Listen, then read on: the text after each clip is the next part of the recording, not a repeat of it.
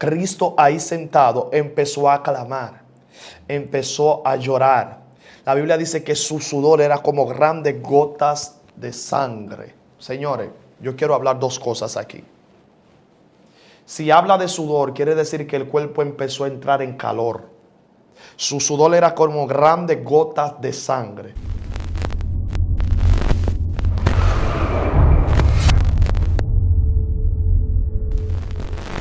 Bendiga, la paz del Señor Jesucristo sea contigo de una manera abundante y especial. Este es tu segmento Conociendo el Mundo Espiritual en tu plataforma preferida, Excelencia Cristiana Televisión. Te habla tu amigo y tu hermano Dionis Luis. El cielo me premia, me da la honra de poder serle de bendición en este día.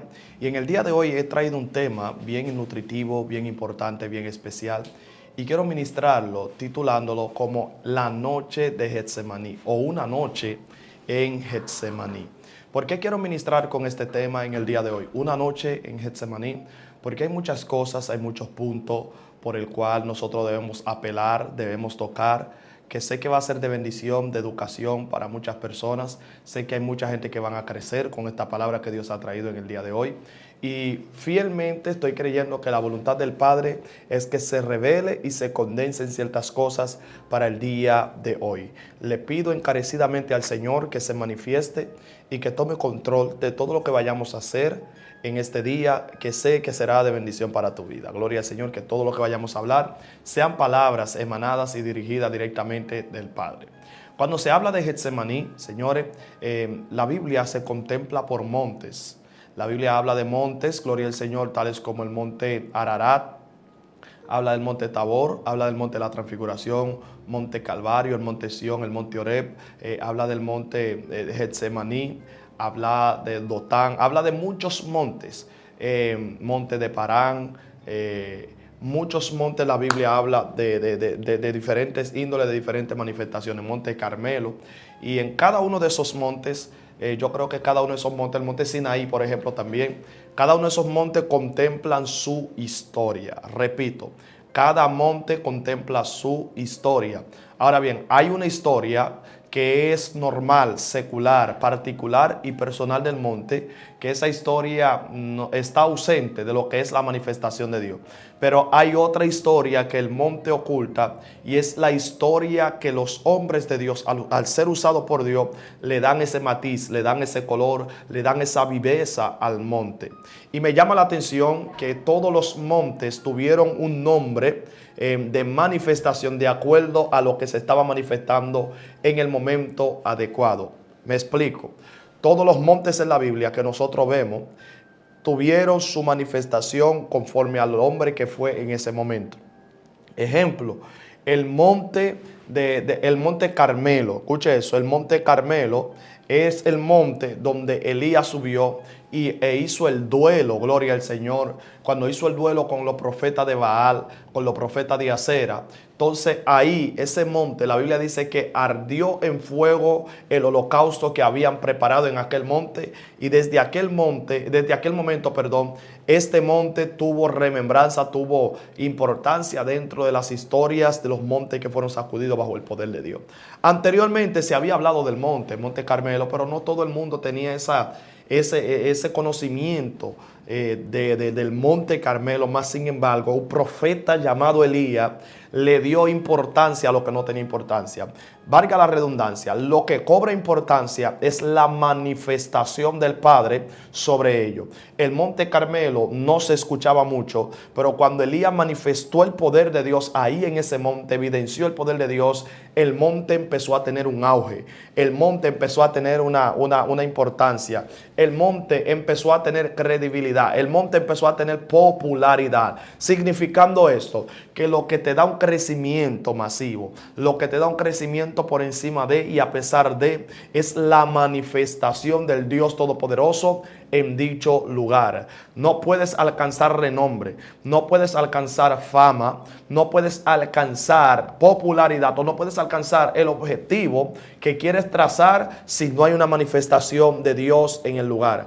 Vengo a instarte y vengo a motivarte a creerle a Dios y a decir, por encima de todo lo que yo estoy viviendo, sé que la manifestación me saca del ordinario a lo extraordinario. En otra palabra, lo que te estoy diciendo es que tu vida ordinaria tendrá una vida o un desenlace extraordinaria cuando Dios manifiesta su poder en ti. Como hombre, como mujer de Dios, debemos procurar la manifestación de Dios en nuestra vida. Ninguno de esos montes, nosotros hoy en día predicamos de ellos, ninguno de ellos predicamos acerca de ello. La mayor parte de los predicadores no mencionan esos montes. Mas sin embargo, la importancia que tienen esos montes es que a pesar de que no tenían nombre, una manifestación sí le dio nombre. ¿Qué te estoy diciendo con esto? Es la manifestación lo que te va a despegar de la tierra. Es la manifestación lo que te va a llevar a conocer a Dios de una manera poderosa y especial. ¿Quién conocía el monte Sinaí? Casi nadie hablaba de monte Sinaí. Pero una vez Moisés, viendo la gloria de Dios y la manifestación de Dios en aquel monte, pudo ver el poder de Dios y el incremento de la fama, la popularidad, y la importancia que ya la gente le daban al monte. Recuerda que la gente te acepta de acuerdo a cómo Dios se manifiesta sobre tu vida. Y es por eso que nosotros debemos de entender que cuando nosotros como monte de Dios para este tiempo, debemos comprender que lo que nos da importancia, lo que nos da valor es su manifestación. Si su manifestación no está, entonces nuestro valor se queda pequeño. Si su manifestación no está, nuestra importancia se queda pequeño. Lo que te da importancia no es tu mensaje. Lo que te da importancia no es tu lengua, no es tu don. Lo que te da importancia es que el Padre se manifieste sobre tu vida. Hablando acerca de montes, ¿quién conocía el monte de la transfiguración? En el lugar que Cristo se reveló de manera natural, reveló su esencia. Nadie hablaba del monte de la transfiguración. Y oiga qué nombre tiene, transfiguración, porque ahí se transfiguró. Porque llega un momento que la misma manifestación marca con identidad el lugar. Dios mío, te voy a repetir esto. Riboshenda. La misma manifestación marca con una identidad el lugar donde se manifiesta, el lugar donde se mueve con facilidad. ¿Qué te estoy diciendo con esto? Que tu identidad depende mucho de la manifestación del cielo sobre ti. La tierra nunca te va a llamar por un nombre, porque un nombre secular nunca puede prevalecer contra un nombre que viene directamente de la divinidad y de la eternidad del Padre. Ahora bien, conociendo esta verdad, nosotros debemos de entender que todos los montes son marcados de acuerdo a una hazaña. Son marcados de acuerdo a un propósito, de acuerdo a algo que lo marcó, a algo que lo selló, a algo que puso un estampado sobre él. Entonces, hablando acerca de montes, nosotros tenemos que ver los montes, porque la Biblia dice, alzaré mis ojos a los montes. ¿De dónde vendrá mi socorro? Mi socorro viene de Jehová, que hizo los cielos y la tierra. ¿Por qué dice alzaré mis ojos a los montes? Porque en los montes la gente frecuentaban para buscar idolatría, frecuentaban para buscar a Dios también. Los montes, al ser altos, la gente lo tomaban como el lugar propicio para poder tener un encuentro con una divinidad, para poder tener el encuentro con una eternidad. Ahora bien, cuando el salmista dice, alzaré mis ojos a los montes, ¿de dónde vendrá mi socorro? Lo que él está diciendo es que en medio de tantos dioses que hay en los montes, alcé mis ojos y lo vi uno a uno y vi que mi socorro no viene de ellos. Mi socorro viene de Jehová. Wow, impresionante es el Señor. El salmista está diciendo, mientras los demonios habitan en los montes, mi Dios habita más allá del monte. El monte es tan pequeño que ni lo puede soportar a él, porque él es demasiado grande. Oh my God. Entonces, cuando hablamos de monte, tenemos que hablar de montes que fueron marcados por una esencia, por una hazaña, por una historia determinada. Monte, gloria al Señor, el monte Calvario. En el monte Calvario fue donde Cristo murió, donde Cristo colapsó, donde Cristo llevó su vida para el rescate de muchos, donde Cristo entregó su corazón, entregó su vida, su existencia, lo redujo a nada para poder traernos a la gracia plena del Padre.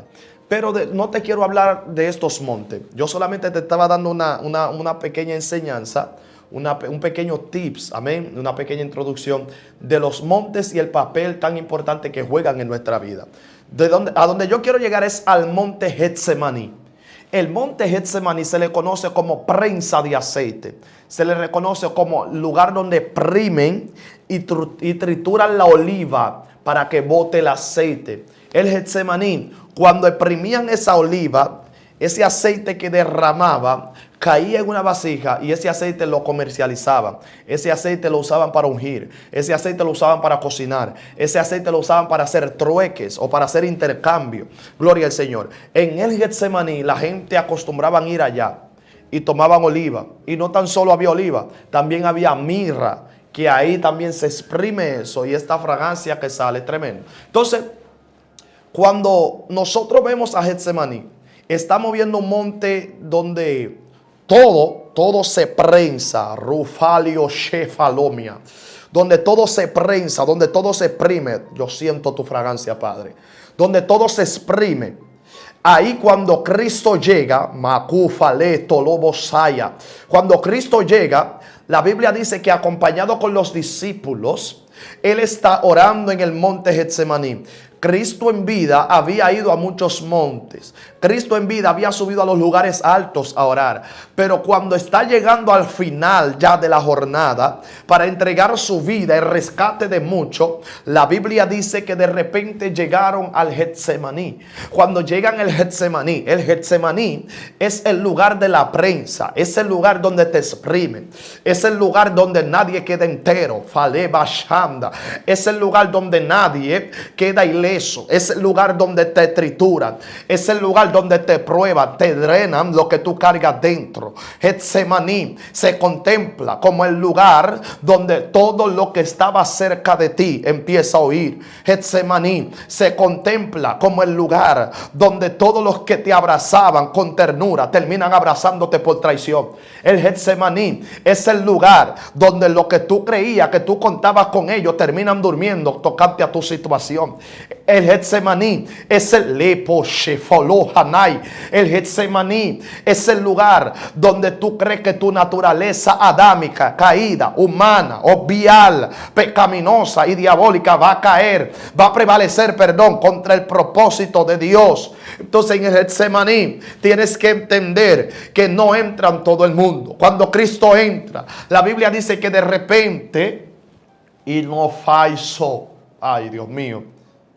Quiero predicar tranquilo, pero siento la fragancia de mi Padre. Dame 10 minutos. Areba Sanda. Siento a Dios fuerte aquí. Yo sé que alguien está siendo ministrado, porque hay gente que Dios lo ha metido en su Getsemaní. Hay gente que Dios lo ha entrado a su Getsemaní. Brato, Foló, Sanaya. Dios te ha entrado a tu Getsemaní porque te va a probar. Es ahí donde tú sientes que te están arrancando el cuero. Es ahí donde tú sientes que todo el propósito que pusieron en tu espíritu lo vas a voltar. Es ahí donde tú crees que el matrimonio que Dios te entregó va a terminar divorciado y tu familia va a terminar disfuncional. Es ahí donde tú piensas que el negocio que Dios aprobó del cielo para tu vida va a terminar colapsado, va a terminar sin ningún norte, sin ningún éxito. Y Dios vino a hablar a tu entendimiento, Dios vino a hablar a tu corazón, Dios vino a hablar a tu espíritu y te vino a decir en este día: Getsemaní nunca te va a detener. El Getsemaní no entra todo el mundo. En ese Getsemaní todo el que entra, yo entro con ellos. Te está hablando Dios en esta hora. En el Getsemaní, todo aquel que va, yo voy con ellos. Cristo le dijo a los discípulos: velen conmigo, oren conmigo. La Biblia dice que los discípulos se quedaron dormidos. Y él, hablando con los discípulos, le dice: Pedro, fulano, mengano, sustanejo, mi alma está angustiada hasta la muerte. Escuche esto: mi alma está angustiada hasta la muerte. Sí, porque el alma siempre se angustia cuando llega a Getsemaní. Usted sabía que el alma siempre busca sus deseos, siempre busca sus sentimientos, sentirse bien. El alma siempre va tras sus perversas concupiscencias.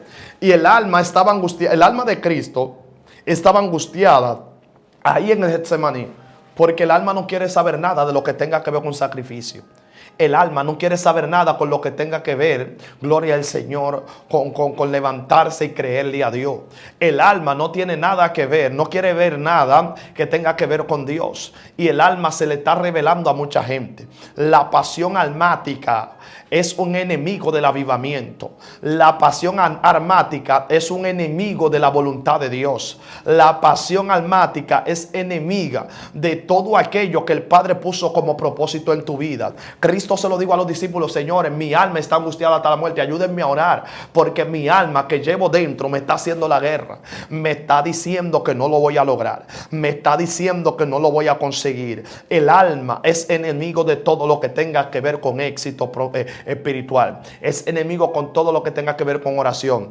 Pedro, los discípulos, cuando Cristo dice eso, él le dice y acompaña: yo quiero que ustedes me ayuden a orar. La Biblia dice que todos ellos tenían los ojos cargados de sueño y se tiraron a dormir.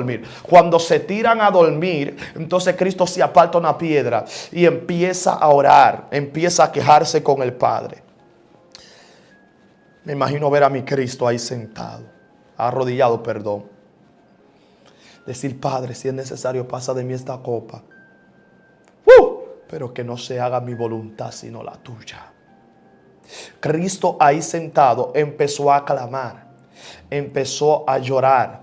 La Biblia dice que su sudor era como grandes gotas de sangre. Señores, yo quiero hablar dos cosas aquí. Si habla de sudor, quiere decir que el cuerpo empezó a entrar en calor. Su sudor era como grandes gotas de sangre. Si habla de sudor, quiere decir que el cuerpo no estaba frío, el ambiente no estaba frío, sino que el cuerpo estaba entrando en calor. Y le digo algo: algunos escritores dicen que ya era de madrugada cuando Cristo estaba ahí en Getsemaní orando. Algunos escritores lo dicen, era de madrugada ya. Escuche esto. Y en la madrugada que Cristo está orando en ese monte, ¿sabe lo que dijo un escritor? Un escritor dijo que esa madrugada que Cristo estaba orando era la madrugada invernal, o sea que había invierno. Y mi pregunta es la siguiente: si había invierno, quiere decir que había frío. Y si hay frío, ¿cómo Cristo empieza a sudar? Porque en Getsemaní tú vas contra toda naturaleza. En Getsemaní tú vas contra el sistema, contra el tiempo. Esa noche en Getsemaní, todo lo que tú llevas por dentro se te va a reventar. Cristo, la Biblia dice que cuando empezó a sudar sangre, grandes gotas de sangre, lo que dicen algunos escritores, algunos doctores dicen que a Cristo se le explotó algo dentro de él que se llamaba esófago. Entonces, cuando eso se explota, dice alguien, reitero, no la Biblia, dice alguien que ese acontecimiento le pasa a una persona cada 100 años, de que sude como gota de sangre por producto de que algo dentro de él se explote. Que las personas que sufren eso, en cada 100 años, el cuerpo se le pone tan sensible que con ponerle un dedo así, le duele el cuerpo.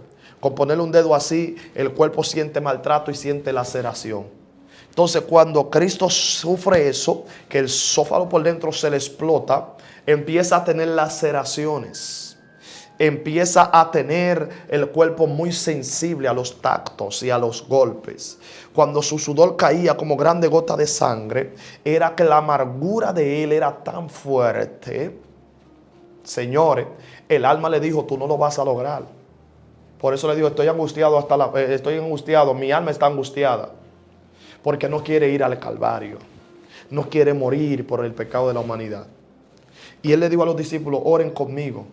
Porque es ahí donde cosas dentro de ti se te van a desprender. Señores, Getsemaní es el lugar donde lo que tú querías ver despierto se te van a dormir. En el Getsemaní es el lugar donde lo que tú querías ver manifiesto se va a quedar perplejo, anonadado, se va a quedar sin funcionamiento. El Getsemaní es el lugar donde todo lo que tú creíste que ibas a ver en la mano de Dios obrar en tu vida, se te va a detener. Yo sé que hay gente que me está escuchando en esta hora. Yo sé que hay gente que se ha levantado en esta hora y que están diciendo: Getsemaní no me va a detener.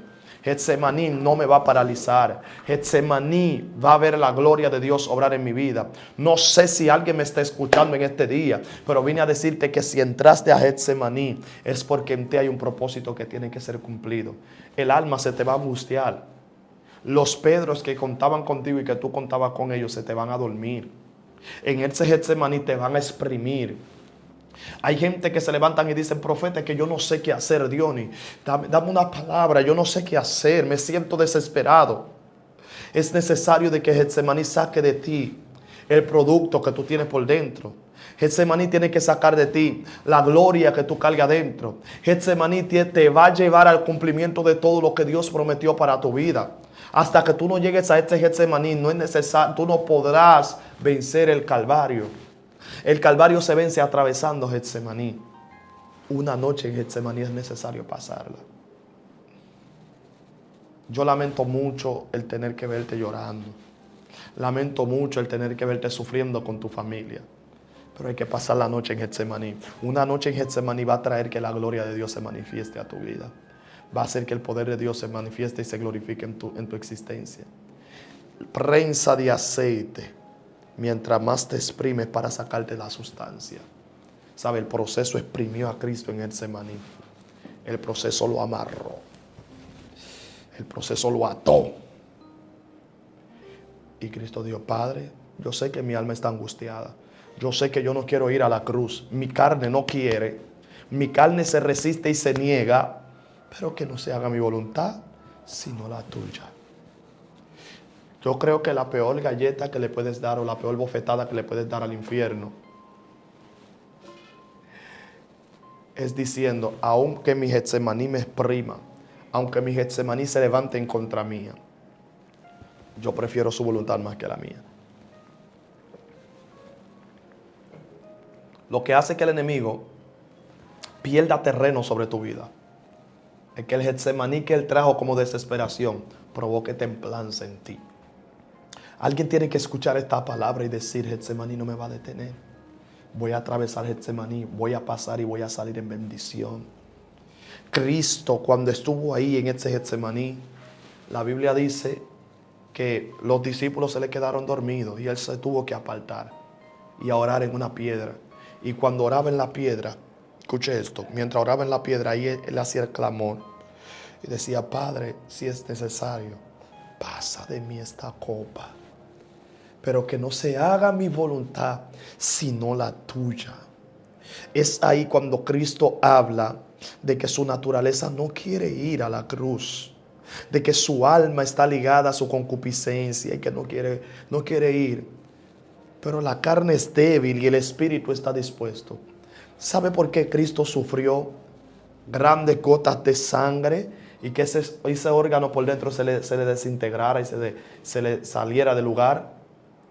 Porque te vio a ti, no vio a Getsemaní. Y ahí en Getsemaní hay varios principios que yo quiero que usted entienda. Cristo quería contar con los discípulos y los discípulos no querían contar con él. No querían estar ahí. Porque Getsemaní te va a enseñar a ti que cuando tú entres con un grupo de personas ahí, hay guerra que te toca pelearlo solo. Y él se apartó solo a orar en una piedra. ¿Sabe qué significa eso?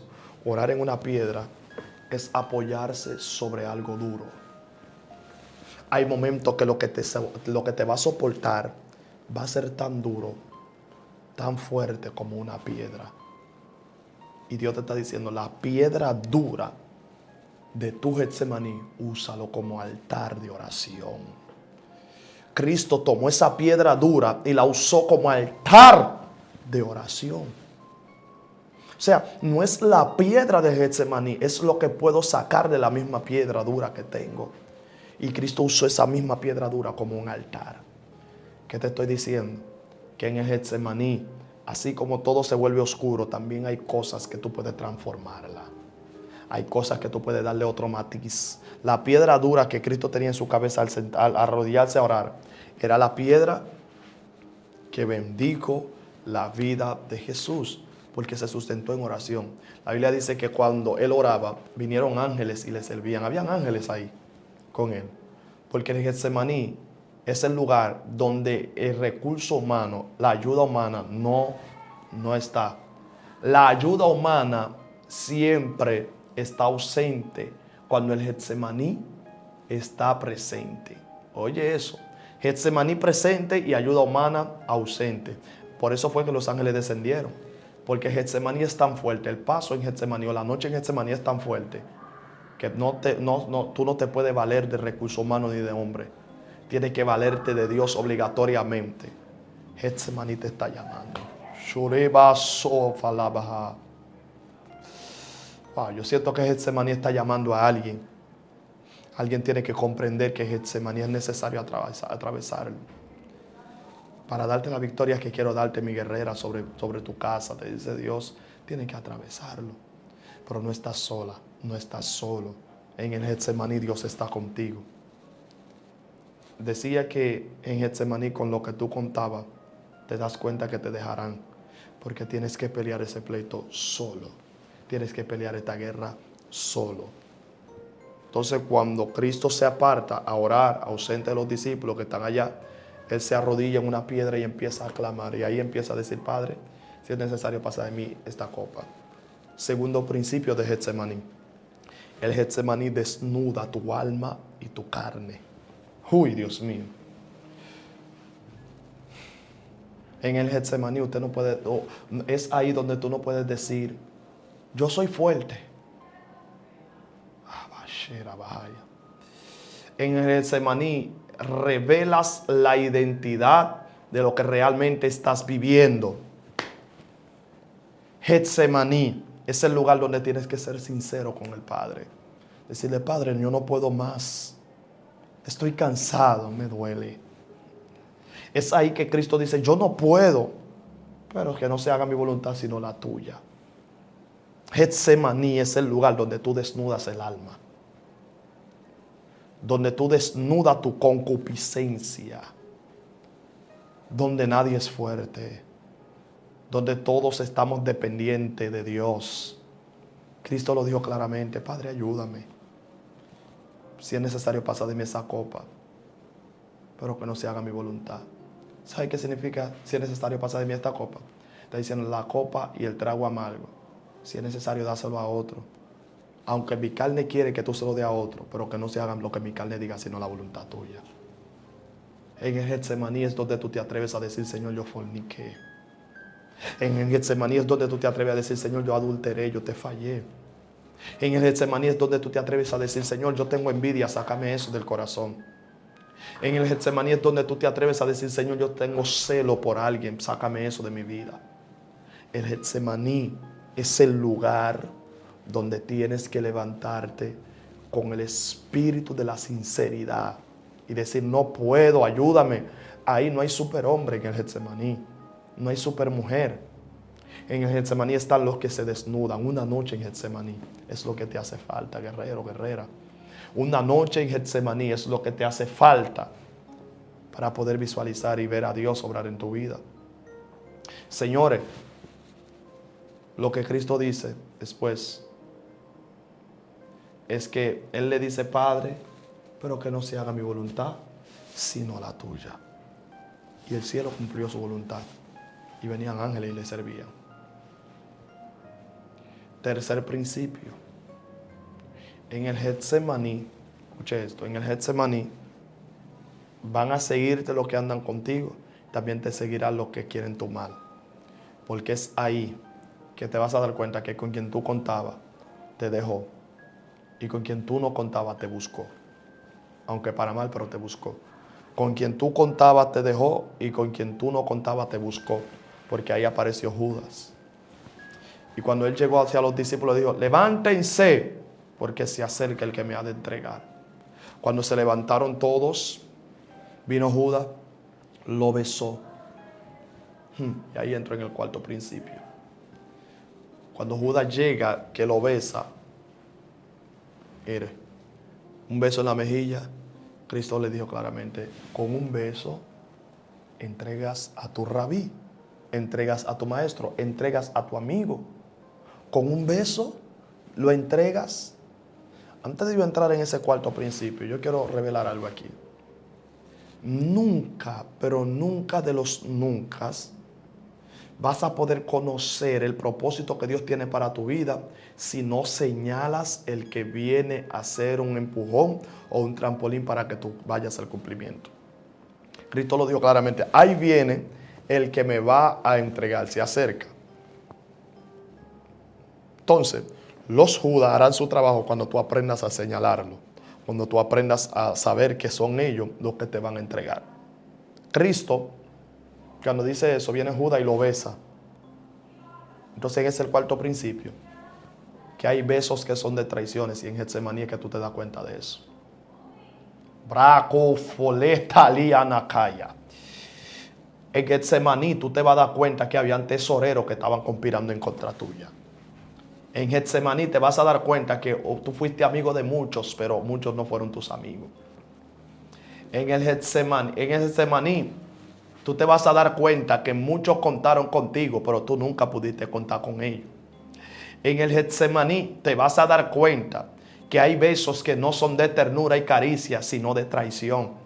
En Getsemaní te vas a dar cuenta que la mejilla que pudiera cargar una caricia era la mejilla que estaba cargando una traición. Y lo besó y le dijo, Jesús, con un beso entregas a tu maestro. Cuando vinieron los alguaciles lo agarraron. Sí, porque en Getsemaní se van a dar cuenta quién eres tú. Te digo por qué apresaron a Cristo, porque rebasó Getsemaní. El que no rebasa Getsemaní nadie lo captura para llevarlo al cumplimiento. A Cristo lo arrestaron y lo agarraron porque en Getsemaní hay que pasar primero antes de que te aten y te agarren. ¿Cómo lo ves? Dios vino a hablarte y vino a decirte en este día, después de pasar Getsemaní, te van a atar, pero es para llevarte rumbo al cumplimiento de lo que el cielo quiere para tu vida. Getsemaní te está llamando. Tienes que levantarte, tienes que decir, yo voy a pasar por Getsemaní porque yo voy a haber cumplido lo que el Padre quiere que yo cumpla. Voy a haber materializado lo que el Padre quiere que yo materialice. Entonces cuando llegan, que lo arrestan, le dijeron, buscamos a Jesús. Él dijo, yo soy. Y cuando dijo, yo soy, usted sabe la cosa que acontece cuando esa expresión sale. Yo soy. La primera vez que pasó eso, el faraón tuvo que soltar al pueblo corriendo porque le llegaron 10 plagas de un solo fuetazo. La segunda vez que yo vi que pasó eso, fue que un mar rojo entero se abrió de 2 mitades de agua para que un pueblo cruzara. Otra vez que yo vi que esa expresión salió, y cuando salió esa expresión de la boca de Cristo, un muerto llamado Lázaro salió de la tumba, porque él dijo, yo soy la resurrección y la vida. El que cree en mí, aunque esté muerto, vivirá. El yo soy sacó a Lázaro de la tumba. Señores, si el yo soy vuelve a mencionar esa palabra, yo creo que esta isla se hunde, esta tierra se hunde. Demasiado poder. Entonces cuando él dice, yo soy, los soldados que lo tenían agarrado, cayeron al piso, cayeron abajo. Y cuando se levantaron, Señor, discúlpenos, estamos buscando a Cristo, porque yo soy, para el suelo de nuevo. Cuando se levantaron de nuevo, la Biblia dice que lo tomaron y lo apresaron. Pedro sacó una espada. En el mismo monte, Pedro sacó una espada. Cuando Pedro saca la espada, porque lo quieren arrestar, Pedro le tira a uno de los alguaciles, a uno de los herodianos. Y cuando le da en la oreja. Un escritor de los evangelios dice que era Malco, que se llamaba, al que le dieron en la oreja y cayó. Y Cristo le restauró la oreja y le dijo, Pedro, guarda tu espada, porque a lo que espada matan, a espada morirán. Te digo qué pasó ahí. Te voy a revelar qué fue lo que pasó aquí. Lo que pasó ahí fue lo siguiente. Pedro nunca estuvo activo en el Getsemaní. Se pasó el Getsemaní entero durmiendo. Y Cristo pasando su proceso solo. Entonces, por Pedro estar pasando el proceso en Getsemaní solo, estaba provocando a que se abortara un plan que iba a salvar el mundo en Taufelia Shama. Placo Foloshenayama. Breto Lebashenda. Por estar dormido, por estar dormido en el Getsemaní, iba a provocar que el plan salvadorífico del mundo entero se fuera abajo. Quien no pasa Getsemaní puede abortar un propósito. quien no pasa un Getsemaní puede errar al blanco. Quien no pasa un Getsemaní tratará de resolver con métodos humanos lo que el cielo tiene que resolver. Braiche, Lufay. Pedro, por no pasar el Getsemaní, se quedó añejo. Por no pasar el Getsemaní, hirió a alguien. Pedro empezó a derramar sangre de un inocente cuando Cristo cargó la culpa. Cristo dijo, yo soy el culpable, nadie va a cortar a nadie aquí. Guarda tu espada, porque a los que espada matan, a espada morirán. ¿Te das cuenta? Que todo el que no ha pasado por Getsemaní tratará de resolver el asunto con sus propias manos. Tratará de resolver el asunto con su propio impulso, con su propio conocimiento. Entonces es necesario pasar una noche en Getsemaní y no resolver todo ni refutar todo como yo quiera, como yo entienda. Porque así es mejor, porque así es mejor. No. Es lo que Dios diga, no lo que diga el hombre. Es lo que diga el cielo, no lo que diga la tierra. Bralisho, Fallé. Y Cristo le devolvió a decir a Pedro, Pedro, guárdala. Si yo hubiese querido